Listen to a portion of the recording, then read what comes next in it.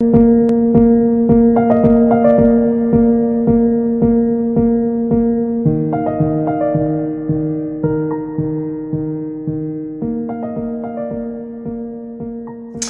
Bahamas, let's go to work, let's go to work, let's go to work, let's go to work. Bahamas, we in part 2 of our series and we still discussing weak men. And you know what? We still discussing Jesus' trial. Why are we doing this? Because Pilate was weak and I can't stand Pilate. Maybe because I can't stand weak leadership. I don't know what it is, but I can't stand Pilate. I can't stand weak leadership. So I'm being selfish and we still discussing Pilate because we still discussing weak men. And we in part 2 of this. And we're in John chapter 18 and we jumping right into it. This one gonna be easy work, Bahamas. We got 3 verses. Verse 28, verse 29, and verse 30. We in John chapter 18. Easy work. We still discussing Pilate. And we still discussing the characteristics of weak men as we look at Jesus' trial. So God, I pray that you may bless us, God, us, protect us, and help the words of our mouths and the meditation of our hearts to always be acceptable in thy sight, O Lord, our strength and redeemer. In Jesus Christ's name we pray. Amen. All right, let me warm you up. Verse 28 going to warm us up. Then we're going to talk about the characteristics of weak men. And we're still looking at Pilate. We're looking at the profile of Pilate, Pontius Pilate. And listen to this. In John chapter 18 and verse 28. Then the chief officials of the Jews led Jesus from the palace of Caiaphas, the high priest, into the hall of judgment. And it was early, and they themselves went not into the hall of judgment, lest they should be defiled. But they wanted to eat the Passover. All right, so here it is. Jesus was in the palace of Caiaphas, and he was getting questioned. And they say, you know what? We done questioning Jesus. We're going to take him to the hall of judgment. The hall of judgment was the palace of Pontius Pilate. And here's the thing. Because the ancient Jews were so prejudiced, they refused to even go into the hall of judgment because they would defile themselves. Remember now, the ancient Jews believed that they couldn't talk to Gentiles. They couldn't be in a Gentile's house. They couldn't touch a Gentile. They definitely couldn't marry a Gentile. In fact, they never even used to talk to the tax collectors, and the tax collectors were Jews. But they felt to talk and to really associate with these people, they would defile themselves. So here it was, because Pilate was high ranking, they were willing to talk to him. However, they wouldn't go into the hall of judgment, else they would defile themselves. So why is this important? Because right now you're dealing with ungodly men. And let me explain why they were ungodly. Because what God taught them was this. God said, you know what? I don't want y'all to mix with foreigners. I don't want y'all to mix with the people of the foreign nations. That's what God told the Jews. But the reason why God told the Jews not to mix with foreigners or those of foreign nations was simply because they were too easily influenced. The minute the Jewish people got with a foreign nation or mixed, then what did they start doing? They started worshiping idols. They went to Pharaoh and they went into Egypt. They started worshiping idols. They went to Babylon. They started worshiping Baal. They started worshiping the Astaroths. So what they did was they would start worshiping demons. And then on top of that, they would look at how the foreign nations would conduct themselves in terms of their civic society. And they would copy them. So they wanted a king. They saw that Pharaoh was the king. They saw the Egyptians had a king. So now they wanted a king. They didn't want God to be their king anymore. So the reason why God told the Jews not to mix is simply because they were easily influenced. However, the Jews thought they were better than people. And that's why they didn't want to mix. And that's why when Jesus came, he taught them, you have to be the salt of the earth. What is the salt of the earth? The salt of the earth means when you godly or when you of God, you don't change for nobody because salt don't change. Salt don't change its taste. Salt will always be salt.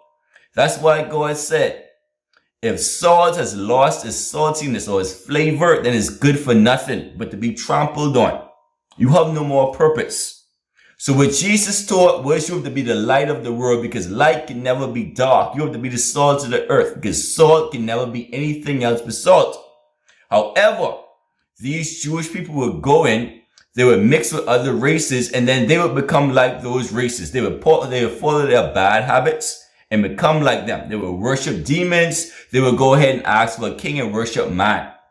But Herodes, they thought they were better than people. So this is important because now we see how Pilate is going to deal with these Jews who felt like they were better than him.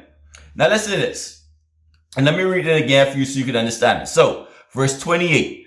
And the chief officials of the Jews led Jesus from the palace of Caiaphas, the high priest, unto the hall of judgment. So they're leading Jesus away to Pilate now. And it was early. And they themselves went not into the judgment hall, lest they become defiled. If they were to walk in there into a Gentile's home, into a Gentile's palace, or into the judgment hall, they would be defiled. But they might eat the Passover. So they wanted to celebrate the Passover, so they didn't want to defile themselves. Now let's go to work. Let's understand what it means to be a weak man, because we're going to look at Pilate and see how he dealt with people who we thought they were better than him or felt that they were better than him. And listen to this. And Pilate went out unto the chief officials. So remember now, they wouldn't enter into his palace, so he had to go to them. So that's the first sign of weakness. They felt they were too good to come into his house. So he went to them. So Pilate went out unto the chief officials and said, what accusation bring ye against this man? So remember now, they're in the judgment hall. Pilate is the judge, or he's the governor. His say is the last say. So he comes out and he asks them, what is the accusation? So the judge is asking, what is the accusation that you have against Jesus? And listen to their response. And they answered and said unto Pilate, if he were not a criminal, we would not have delivered him up unto thee. Now, Bahamas, how is it that the judge is going to ask you, what has this person done? Or what is the accusation you have against this person? And you can say to him, listen to me. If he wasn't a criminal, he wouldn't be here. So basically, you telling Pilate it ain't his place to question you. I know that you're the judge, Pilate. I know that you call yourself the judge. I know that this is a judgment hall. But it ain't your place to question us. He's a criminal. So we telling you what he is. So what's the first sign of a weak man, Muhammad? The first sign of a weak man is this. Any man who don't know his place, don't know his place in society, don't know his place in his home, don't know his place within God's heart. You don't even know how much God cares for you. You don't know your place. Let me explain that one. This is how we know Pilate didn't know his place. This is an easy one. The reason why we know Pilate didn't know his place is because the chief priest felt comfortable telling him this. How is it that the judge is going to ask you, Pilate is going to ask, what accusation do you have against this man? And the chief priest is going to answer, if he wasn't a criminal, he wouldn't be here. As simple as that. That means he felt comfortable. So that means the chief priest didn't know his place. And worst of all, Pilate didn't know his place because he felt comfortable enough to accept that answer. So he didn't know his place. The first sign of a weak mind is that you don't know your place. Let me go to work. Bahamas, it's all like this. Let me give you a few examples. If you hear a child shouting at their parent, it ain't the child's fault. I can't even blame the child. I gotta blame the parent. I don't care if that child 30, 40, 50 years old. I blame the parent. Because the parent comfortable enough to allow the child to talk to them like that, they don't know their place. That's a sign of weakness. Come on, let me go deeper. Let me go deeper on this one. Let's say you have a man. You're a grown man now. He living in the house with his mother. There's nothing wrong with that. If you're not working, if you're down, if you're taking care of your mother, you living in the house with your mother. Grown man. That's fine. The problem becomes when you feel comfortable doing that. See, when you feel comfortable that you're working, but you're not giving your parents or your mother anything toward them bills. See, something wrong with that. That's a sign of weakness because you comfortable with this. You comfortable taking money from your parents, your elderly parents. You comfortable taking money from them. Something wrong with it. You comfortable driving up your car and using up all the gas. See, something wrong with that, Bahamas. Something gotta be wrong with that. Let me tell you something. Even if you ain't working and you living in your ma house, you ain't working. At the very least, buddy, you cutting that grass every other week. You cleaning that car every other day. When she come home, the dishes washed. What I'm trying to say is, because you're not comfortable and you ain't gonna allow yourself to be comfortable, because see, you're a real man. And a real man ain't gonna feel comfortable with nobody taking care of them. They can do the best they can for that person while they can do it. Let me go deep on this. In fact, I got a story. I guess some time. Let me give you a story. Let me tell you the story about the chicken and the eagle to bring this one home.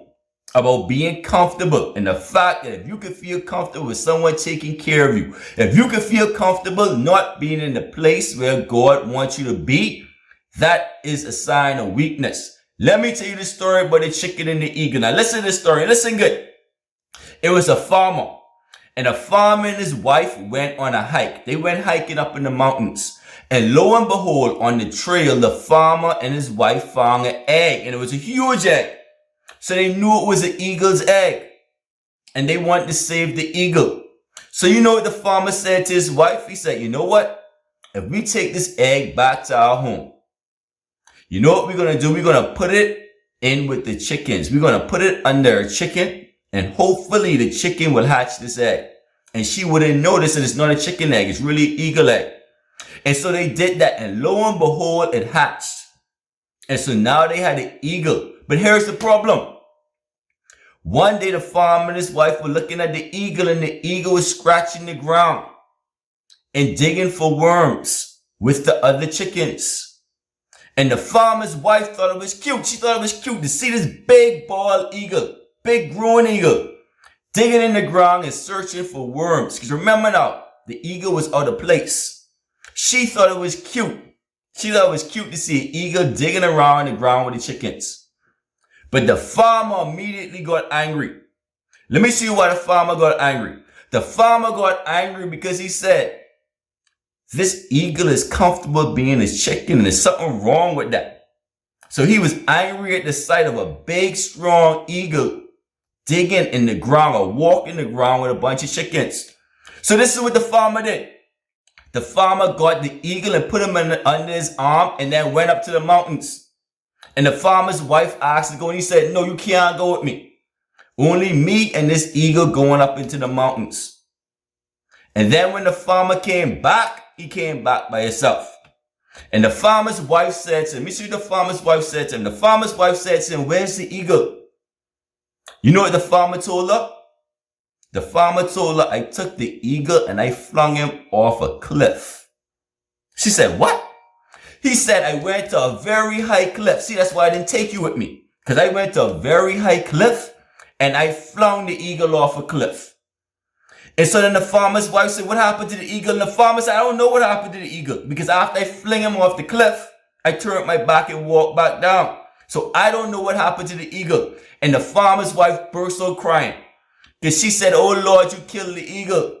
So they got into an argument. And you know what the farmer told her? The farmer told her, guess what? I couldn't have killed the eagle because the eagle was never alive. The eagle was already dead. The minute I saw that eagle walking around, scratching for worms like a chicken, I knew the eagle was already dead. So it was impossible for me to kill the eagle. But I did kill the chicken. The farmer said the minute I threw the eagle off of that cliff, I killed the chicken. Now, I don't know if the eagle alive, but I know for sure I killed the chicken. So the farmer's wife was angry. I mean, she was upset. She said the eagle could have fallen along and broken his neck. You killed my eagle. And the farmer was trying to tell her, I ain't killed no eagle. I killed the chicken.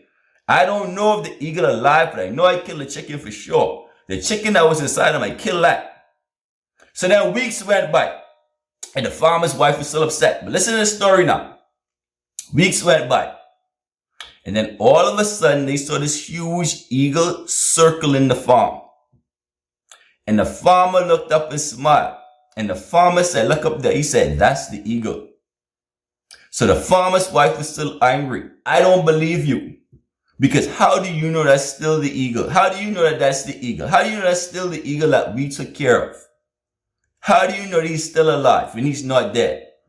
And the farmer said, because that eagle has been up there circling this farm for hours. But he hasn't killed any of the chickens. He said any other eagle would have swooped down and attacked and killed these chickens. But see that eagle up there? He know from whence he came. He know where he came from. And that's why he ain't killed none of these chickens. That's how I know that that's the eagle. Because he came out the mud. He came from the dirt. He know where he come from.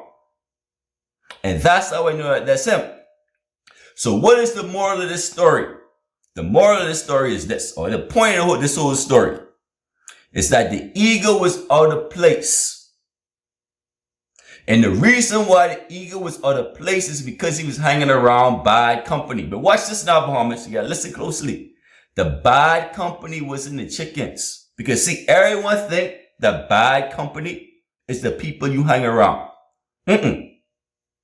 The reason why that eagle couldn't fly for years is because he thought he couldn't fly for years. It was in his head. See, a lot of times the bad company you hanging around are your thoughts.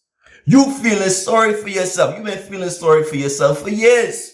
You've been hanging out with anger for years. You've been hanging out with depression for years. They've been your friends for years. All day. Let's say your baby mama call you on the phone. Now you angry for the entire day. That means you and anger been hanging out for the 24 hours straight. Just hanging out. See, the thoughts in your head, that's the bad company. You are the company you keep. Everyone will blame the next person. So, oh, my husband out there and he drinking with his friends. And they a bunch of bums, so he a bum. You ain't a bum because you drinking with your friends. You a bum because you allow yourself to drink and you know you get some other responsibilities to do. That's a mental thing. You mentally challenged. Your friends ain't got nothing to do with it. You choose to do that. That's a conscious choice. The bad company you hanging out with all in your head. It ain't got nothing to do with your friends. Remember now, you only as great as your thoughts. So a mind thinketh, a mind do it. So an eagle thinketh, an eagle do it. The eagle thought he couldn't fly because it was in his head. The minute that farmer fling him off a cliff, he had to choose. Either you could be an eagle or you could be a chicken. The minute the farmer pulled him out of the house, threw him out of the chicken house. So the farmer threw him out of the house and said, buddy, either you could fly or you could die. You could choose which one. But the day we killing the chicken in you, we killing that fear in you. And it's as simple as that. And that's what I'm trying to tell you. We get back to the point. Say talk too much and the story's always long. That's why I don't like to tell these long stories. But anyway, it's important. The point I'm trying to make to you is this. The first sign of a weak mind is any man who don't know his place. And you know how you know when you don't know your place? When you comfortable with mediocrity. When you comfortable with people handing you whatever in life, I comfortable with that. Or I'm a poor man. Or I ain't got no job. Or ain't nothing I can do. The government corrupt. You gotta be kidding me. I can care. Let me tell you something. I don't care. The F of them corrupt. The PLP corrupt. All of them corrupt. But I ain't stop my children from eating. That's impossible. So what I'm trying to tell you is the very first point. Let me get back to the point now. Because I straying off a little bit. The very first point I'm trying to make to you is the first sign of a weak mind. And we saw it in Pilate. Was that he didn't know his place. And you could tell he didn't know his place by the way you let people talk to him. Now, you can't talk to me any kind of way. Can't happen. It can never happen. I ain't comfortable with that. The way you know you're not in the place you need to be is when you comfortable doing stuff a man just shouldn't do. Like you comfortable taking money from your elderly mother. Something gotta be wrong with that. The ego was comfortable digging for worms. The farmer couldn't take it. When he saw it, he's like, He was done. He says, no way I'm going to stand here and watch an eagle, a big, strong eagle. I can see your potential. I can see who you are. Even if you can't see who you are, I ain't going to stand there and watch you dig for worms like a chicken. So what I could do is I could fling you off of this cliff because I got to kill the chicken in you. Now you could choose. Either you could live or you could die. But the problem is, if you're going to live like a chicken, then you were already dead. So it don't even matter. So the only thing you could do is live. It's a win-win situation. Because you can't die no more. You're done living as a chicken. And that's what the farmer was doing. His wife couldn't understand it because she was cloaking him. She was the one there consoling, cloaking this eagle and saying, it's all right if you be a chicken. No, it ain't all right. Get out my house. See, the farmer don't play. Love the farmer. Anyway, so let's get back to the point. The main point of this is bad company ain't the people you keep. It's the thoughts you keep. I could go around anybody. You send me into the United States, ain't nobody going to tell me homosexuality ain't a sin. I don't care what you say. That don't make no sense to me. I know the God of the Bible. Ain't nothing you could tell me about that. I don't care where you put me. You put me in. I know what God is saying. That's what I'm trying to tell you. It doesn't matter. It doesn't matter who you are around. If you the salt of the earth, salt don't change its taste. If you a real one, if you gold don't rust. If you the light of the world, Then, buddy, it ain't no darkness in this. I don't know what the truth is. That don't change for nobody. Let's continue on. Let me tell you what the even weaker man is now. So I told you the weak man is. A weak man is when you don't know your place. Let me tell you what a weaker man is. Come on, let's go to work. And then Pilate went out unto the chief priest and said, what accusation do you bring against this man? And they answered and said unto him, if he were not a criminal, we would not have delivered him up unto you. Unto you. So what is the even weaker man? The important part is they said, if he were not a criminal. So now they telling Pilate how to think. An even weaker man is when you allow ungodly men to put you in your place. Because see, now they putting them in this place. What they basically saying is, guess what? You ain't a judge. You ain't a judge over us. You ain't even a judge over Jesus. You ain't here to judge nobody. We put you in your place. Your job is to execute. That's it. We just want you to kill this man. So we putting you in your place. Let me go deeper with this one, Muhammad. Let's talk about ungodly men, because the sign of an even weaker man is a man who allows someone to put them in their place. Ain't no man supposed to allow another man to put them in their place. It's one thing if I don't know my place, but you ain't gonna put me in my place. Ain't no ungodly man gonna put me in my place. And Pilate got put in his place. You ain't no judge over nobody. That's what they were telling them. Let's talk about ungodly men. Let me give you an example. Let me talk to the women for a minute.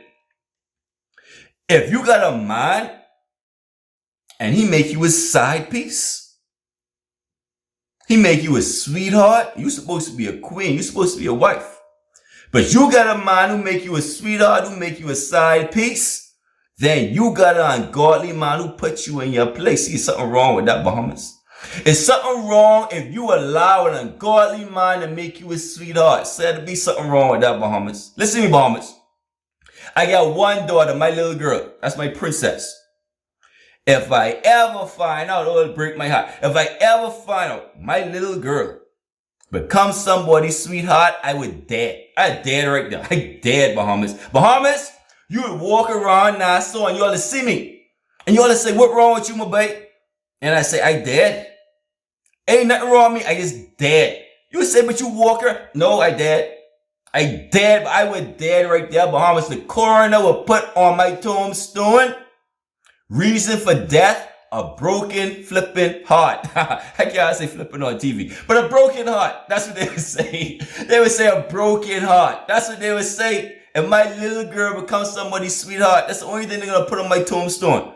Died of a broken heart. I would dead right there, Bahamas, because that's my princess. For her to allow an ungodly man to put her in her place and make her the side piece and make her the number two.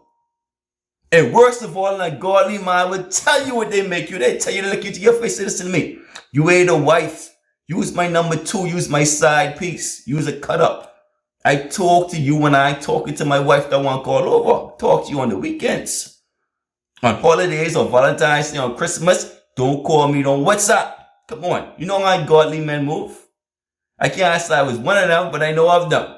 And so what I'm trying to tell you is, we're talking about a godly man, and we're talking about what is even weaker than a man who don't know his place is a man who allow an ungodly man to put him in his place. So let me talk to the men for a minute, because I just finished talking to the women. Let me talk to the men. This is how you know you get put in your place. Because see, a lot of men out there don't even know they get put in their place. Let me tell you how you know you get put in your place. You've been working on a job for 7 years. No raise, no promotion. You still in the same place. So you bitter, so you angry, so you upset. Life ain't fair. Oh, the white man do this to me. Oh, I ain't no family. That's how they go. Guess what, buddy? You get put in your place. You don't even know you get put in your place. If you can't get a promotion, you can't move up. As educated as you are, as good as you are, you're still in the same place then, buddy. You just get put in your place. And the problem is, you can't look and say, you know what? I hanging out with bad company. I keeping myself back mentally. You telling yourself you ain't good enough to leave that job. You telling yourself you can't even go out on your own. What I'm trying to say, I'll give you an example. Let's say you work in construction. Let's say you're a mason, just a basic mason. As simple as that.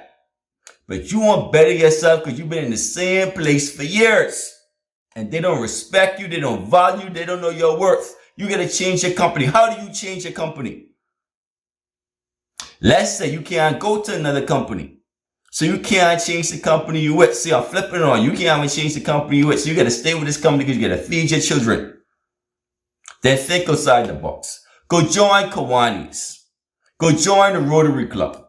Go join the Toastmasters. Join something else. You need different people around you with different ideas, different thoughts, a different way of thinking. Do something different. Open up a business. What I'm trying to say is you're only as great as your thoughts. Your actions are only a product of your thoughts. Your actions can only be as great as what you think. So a mind thinketh, a mind doing it. And if the only thing you thinking is that they're doing wrong by you, then the only thing you're going to do is do wrong by yourself, because that's how you thinking. You can start teething from the company. You can start cutting time. You can go on go slow because they doing wrong by you, and that's how you thinking. So now you can do wrong by them. Instead, you reach that point where I can care less what they doing over there. I gotta do what I doing over here so I can make it see it don't matter. So let's go over them two things. I'm almost done. A weak man is a man who don't know his place. It's like the eagle who digging for worms like a chicken. You don't know your place. And the only reason why you can't fly is because you keep in bad company. Bad company, the thoughts in your head. It got nothing to do with the people around you. Stop blaming other people. The second weakest person, or the weaker person, let me be smart. So you have the weak person who don't know their place. Then the weaker person, that's the person who allows someone to put them in their place. And then let me see you with the weakest person of all. So weakest person of all is that person. Actually, before I tell you that, let me tell you the main point of all this. Before I tell you the weakest person of all this, I gotta make you wait on this so you don't change the channel. The main point of all this is this. When you look at Pilate got chosen. And that's what a lot of people don't realize. See, remember now, the devil and the high priest, they was in cahoots. They chose Pilate. They chose Pilate to execute Jesus. And it's a reason why they chose Pilate. So hold on to that point. Before I tell you what the weakest man in the world is, they chose Pilate to execute Jesus. The reason why they chose Pilate, he was chosen for a time such as this. Why was Pilate chosen for this right here? Because the weakest man is this. Remember now, a weak man is a man who knows his place. A weaker man is a man who allow ungodly people to put him in his place. And the weakest of them all is any man who allow ungodly people to put him in his place, but he see it as a blessing. Because see, you happy when the PM give you a little designation and give you your job. You're happy when the MP give you a job. You're happy when you sleep your way up to the top and some executive give you your job. What I'm trying to tell you is the weakest person in the world is the person who call it a blessing when an ungodly person give them their position or put them in their place. Let me explain what I mean. Pilate, before there was a high priest, Pilate got position from Caesar. That's why he was scared of Caesar. That's why when they told him, they say, you know what? If you're a friend of Jesus, you're no friend of Caesar. He got afraid. He ended up killing Jesus. He ended up killing our Lord. Why? Because he wanted to be friends with man. And that's a problem. And you know why? Because an ungodly person put him in his place, gave him his place of authority, and he was happy. He thought he was blessed because of it. And that's the weakest person of all. Any man who don't know their place, not only don't know their place, get their place from an ungodly person, but then see that as a blessing, that is the weakest of them all. And that was Pilate, and that's why he was chosen by Satan to kill our Lord. That one call over. God bless you, may bless us, God, protect us. Help us in all things, not to be weak men, dear Heavenly Father, but to look to God for our strength and remember position only can come from Christ. In Jesus Christ, we pray. Amen.